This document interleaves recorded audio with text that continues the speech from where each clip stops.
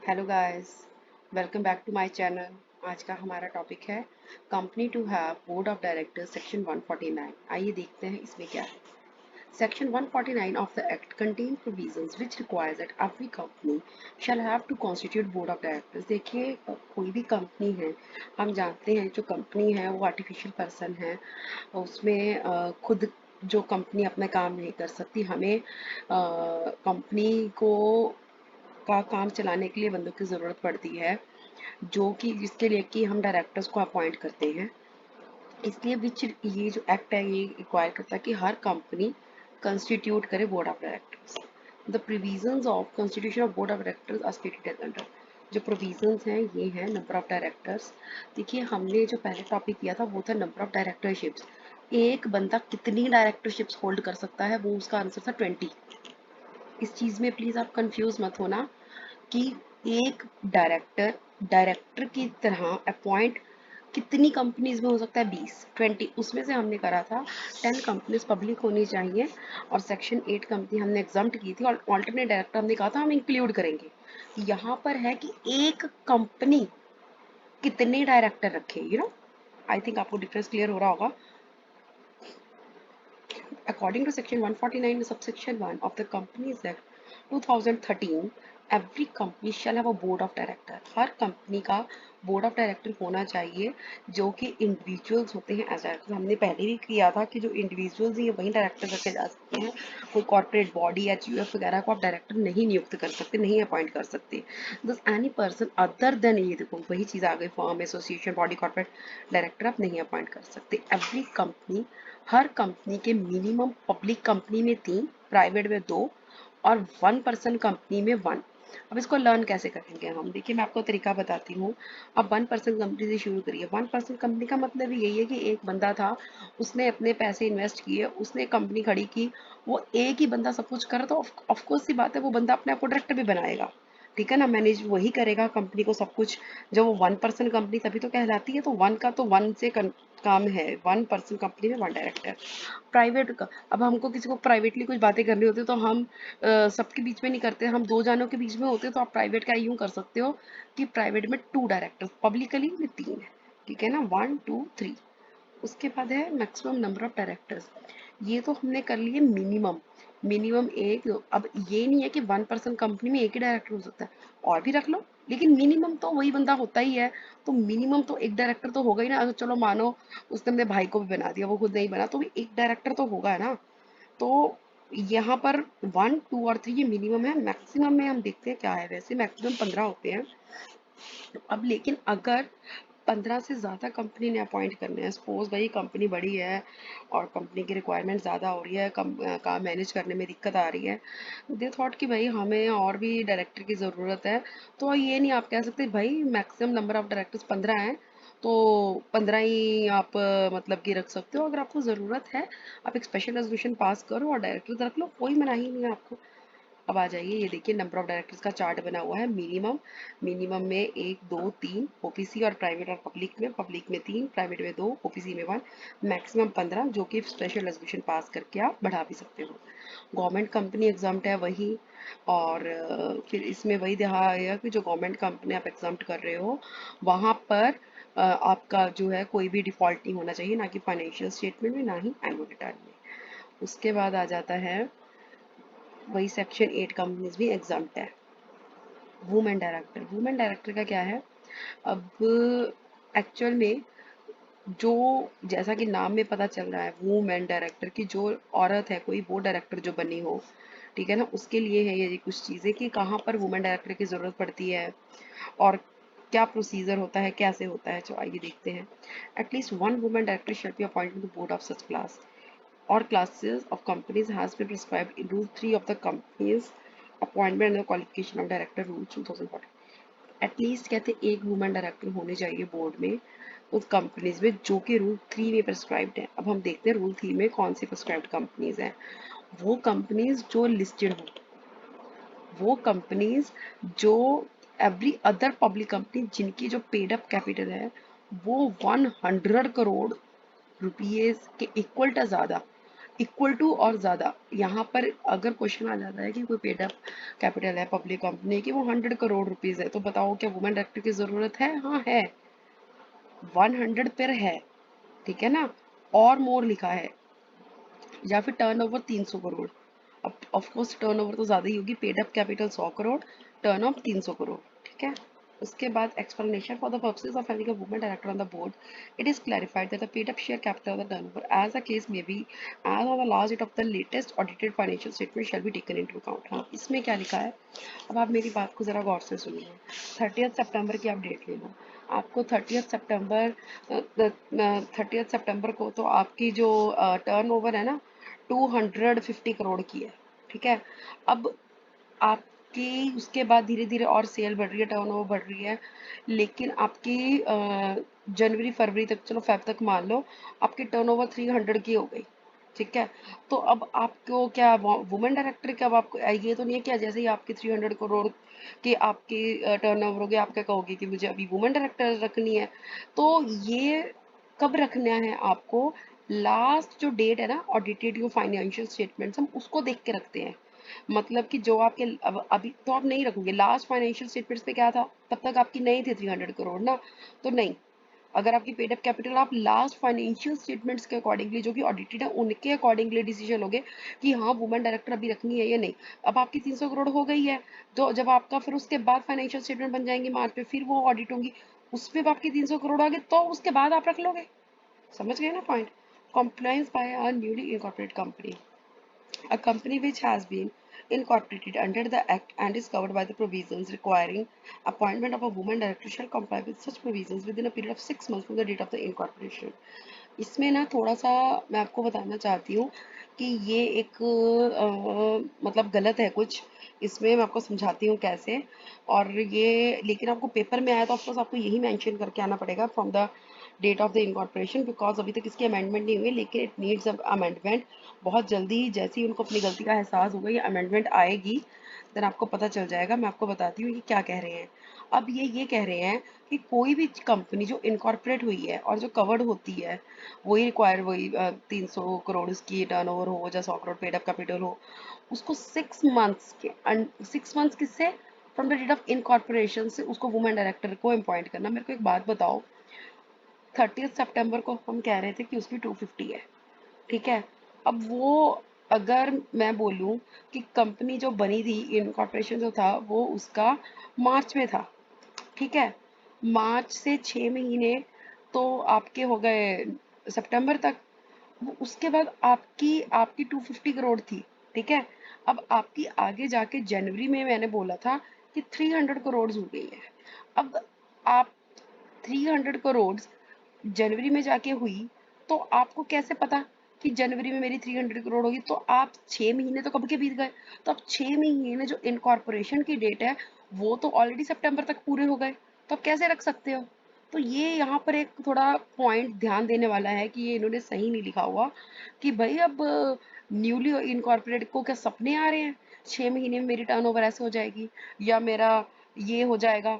ये कोई एस्ट्रोलॉजी का तो काम है नहीं। तो ये इसलिए थोड़ा गलत है यहाँ पर, जो कि अमेंडमेंट को सीक कर रहा है। तो जब ये अमेंडमेंट आ जाएगी तो हमें पता चल ही जाएगा। खैर आगे का देखते हैं। Filing of the intermediate vacancy, intermediate vacancy से कैजुअल वैकेंसी। देखो मैं आपको एक बात बताती हूँ, ऑल्टरनेट थी, कैजुअल वैकेंसी थी, एडिशनल थी, हमने सब में करा कि भाई जो ऑल्टरनेट डायरेक्टर था, एडिशनल ऑल्टरनेट कैजुअल वैकेंसी की थी हमने। हमने कहा था कि अगर आपको ज़रूरत पड़ती है कि आपका जो डायरेक्टर है वो आपका बीच में वैकेंसी क्रिएट हो गई और आपने हमने कहा था कि जो बोर्ड ऑफ डायरेक्टर्स है ना वो ऐसे करेंगे कि वैकेंसी को फुलफिल कर देंगे। और बिकॉज अभी हर बार तो हम जनरल मीटिंग नहीं बिठा सकते, अब बीच में वैकेंसी आपको एडिशनल डायरेक्टर की जरूरत पड़ेगी, कोई जा रहा है आ रहा है, तो बोर्ड के हाथ में हमने दी थी। यहाँ पर भी तो इंटरमीडिएट वैकेंसी है, बीच में अब क्रिएट हो गई। तो अब यहाँ पर भी क्या होगा, अगर इंटरमीडिएट वैकेंसी क्रिएट हो जाती है कि भाई हाँ अब मतलब कि वुमेन डायरेक्टर हमको रखनी है, तो भी बोर्ड रख लेगा, लिख लेगा ना, जल्दी से जल्दी रख लेगा। अब इसमें एक चीज ध्यान रखने वाली क्या है, सपोज 30 सितंबर को अराइज हो गई कि भाई हाँ अराइज हो रही है वैकेंसी कि आप ऐसे करके रख लो 3 महीने, अक्टूबर, नवंबर, दिसंबर, जा तो आप 3 महीने, क्योंकि आपको 3 महीने तो चाहिए ही होंगे ना। अब ये तो नहीं कि भाई आप आज ही रख लो, या फिर not later than immediate next board meeting. अब अगर 4-5 महीने में बोर्ड मीटिंग हो रही है तो आप तब तक भी रुक सकते हो, ऐसा भी कोई कुछ वो नहीं है। लेकिन अब सपोज आपकी बोर्ड मीटिंग पहले है 3 महीने से, या आपकी बोर्ड मीटिंग 2 महीने बाद ही है, आपको 1 महीने में नहीं मिल रही है ना कोई बंदी जो कि आपका डायरेक्टर के पोस्ट संभाले, लेकिन आपको अब रखनी पड़ेगी।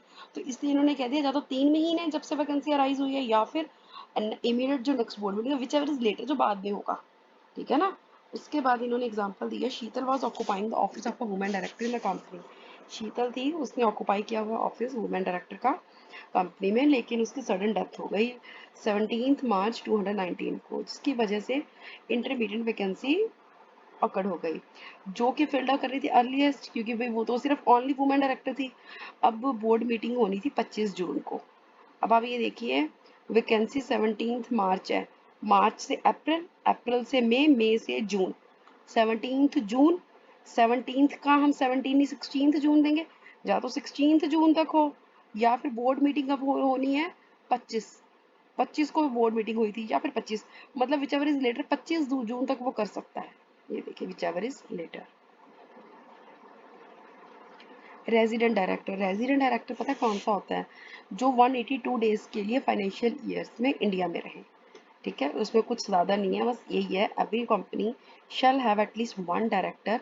हर एक कंपनी के पास एक ऐसा डायरेक्टर ज़रूर होना चाहिए जो कि इंडिया में हो for a total period of not less than 182 days during the financial minimum 182 days in case of a newly incorporated company. अब पता है क्या है, सपोज कोई कंपनी न्यू कंपनी क्रिएट हो गई, तो आप क्या कहोगे, उसके फाइनेंशियल ईयर का जब एंड होगा, तो वो आप मानो कि प्रॉपर 12 मंथ उसमें बने ही नहीं, उसमें भी आप 182 डेज तो नहीं लगा दोगे आप। मानो कंपनी तो 4 महीने 5 महीने पहले बनी है, और आप उस पर तो 182 की डायरेक्टर पर नहीं लगा सकते, तो हम इसको प्रोपोर्शनेट सॉल्व कर लेंगे। ठीक है ना, तो प्रोपोर्शनल लिख लेंगे कितना आएगा, shall apply proportionally at the end of the financial year which is incorporated. आगे है independent directors. Specified public companies are required to appoint the independent directors on their board with a view to boost the level of the corporate governance. जो specified public companies हैं, उनको appoint करना है independent directors को board में, with a view to boost the level of the corporate governance. ठीक है, उनको बढ़ाना है लेवल किसका, कॉर्पोरेट गवर्नेंस का। जो ये स्पेसिफाइड कंपनीज हैं, ये बैकबोन होती हैं हमारी इकोनॉमी की, और इसलिए ये मैनेज होती है बेस्ट पॉसिबल मैनर में, including adhere to the specified legal provision. जो इंडिपेंडेंट डायरेक्टर है need to have an independent mindset. अब पता क्या है, अब एक बात ध्यान में देने वाली ये है कि जो इंडिपेंडेंट डायरेक्टर होता है ना, वो इंडिपेंडेंटली सोचता है, उसका माइंडसेट जो होता है वो इंडिपेंडेंट होता है, उसका कुछ वो इन्फ्लुएंस नहीं होता। जैसे कि सपोज आपने डायरेक्टर्स रखे हुए हैं, डायरेक्टर जो अपॉइंटेड है वो कोई डिसीजन लेंगे, अगर वो शेयर होल्डर्स भी हैं, तो कहीं ना कहीं उनका जो डिसीजन है कहीं ना कहीं वो बायस्ड होता ही है, because it is the human nature कि जहाँ पर उसके खुद के पैसे लगे होते हैं ना, तो वो सोचने का तरीका थोड़ा बदल जाता है। तो जो इंडिपेंडेंट डायरेक्टर होता है वो इंडिपेंडेंट होता है इन सब चीज़ों से। ठीक है, इसीलिए उसको रखते हैं इंडिपेंडेंट डायरेक्टर, इंडिपेंडेंट माइंडसेट होता है जो कि इन्फ्लुएंस नहीं होता। ठीक है, और वो जो एंड अगर कोई मेंबर्स ऐसे डिसीजन ले ले जो कि बेस्ट इंटरेस्ट में नहीं है कंपनी के, इकोनॉमी के, या फिर इलीगल है, तो वो जो इंडिपेंडेंट डायरेक्टर हैं वो उसको संभाल नहीं सकता है, वो अपना उसके बीच में अपना हस्तक्षेप कर सकता है। और the provisions relating to the independent directors are discussed later in this chapter. जो प्रोविजंस हैं वो हम अभी आगे करेंगे इस चैप्टर में। आगे क्या है, इंटरेस्टेड डायरेक्टर। अब इंटरेस्टेड डायरेक्टर कौन होते हैं, वो होता है जो कि डायरेक्टर्स में से एक होता है, मतलब कि इंडिपेंडेंट तो हमने बाहर से रखा, लेकिन वो ये it is among the other directors who constitute the board of directors, जो कि बोर्ड ऑफ डायरेक्टर्स में से होता है। जो एग्जिस्टिंग डायरेक्टर होता है वो इंटरेस्टेड तब बन जाता है जब वो किसी की ट्रांजेक्शन में इंटरेस्टेड हो जाता है। सपोज कोई डायरेक्टर था, अब कोई ट्रांजेक्शन ऐसी हो रही है जिसमें कि इसका खुद का इंटरेस्ट है, उसके आपने कोई कंपनी ने काम दिया है जिसमें किसकी वाइफ जिसका रिलेटिव्स वगैरह जिसको वो उसके साथ हो रही है, तो वो फिर इंटरेस्टेड डायरेक्टर बन जाता है। तो ऐसे में हमने किया ही था कि अगर कुछ ऐसा होता है तो he needs to disclose his interest. ठीक है, माना वेंडर आया आपको नहीं पता, लेकिन आप जब आपको पता चल गया कि अरे ये तो मेरे रिलेटिव का हो रहा है, तो आपको साथ में डिस्क्लोज करना पड़ेगा कि हाँ अप्रोप्रिएट फॉरम में अप्रोप्रिएट टाइम पे कि भाई ये तो मतलब मतलब इसमें मेरा मतलब ऐसे करके इनडायरेक्टली मैं इसमें इंटरेस्टेड डायरेक्टर बन रहा हूँ, ऐसे करके ये मेरे डायरेक्टिव का कुछ इसमें पार्ट है जो भी है। The provisions regarding industrial director are discussed in another chapter. आगे आ जाता है executive and non executive directors. The board of directors में compromise both executive and non executive directors. जो बोर्ड ऑफ डायरेक्टर्स हैं वो कॉम्प्राइज करते हैं executive and non executive directors.